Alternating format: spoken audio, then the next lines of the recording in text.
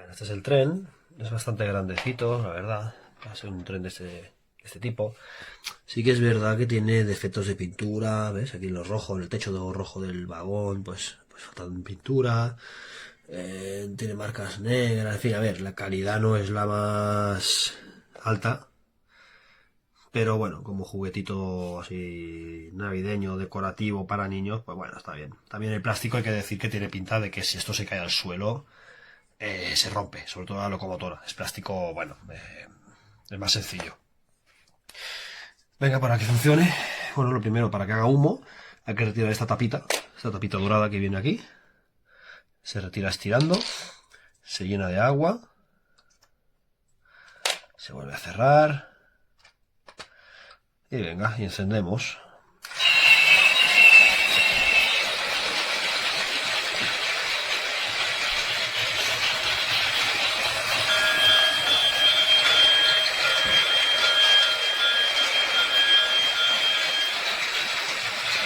Bueno, vemos cómo hace humo, eso va bien.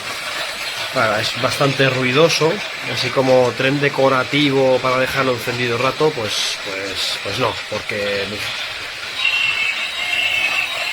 hace mucho ruido y además el sonido, la musiquita esta que hace, no se puede desactivar de ninguna forma. O sea, está constantemente haciendo este ruido. Bueno, a ver, es un trenecito de juguete para que los niños jueguen un poco y ya está. No es el típico tren que se deja alrededor del árbol funcionando durante rato, o durante horas.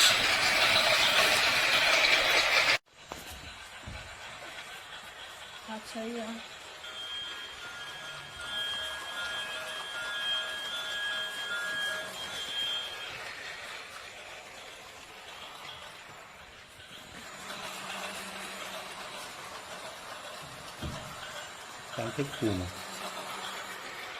Lo vedo come dare che saluta. Ah, sì, è vero. Ciao, ciao, Babbo Natale. Babbo Natale.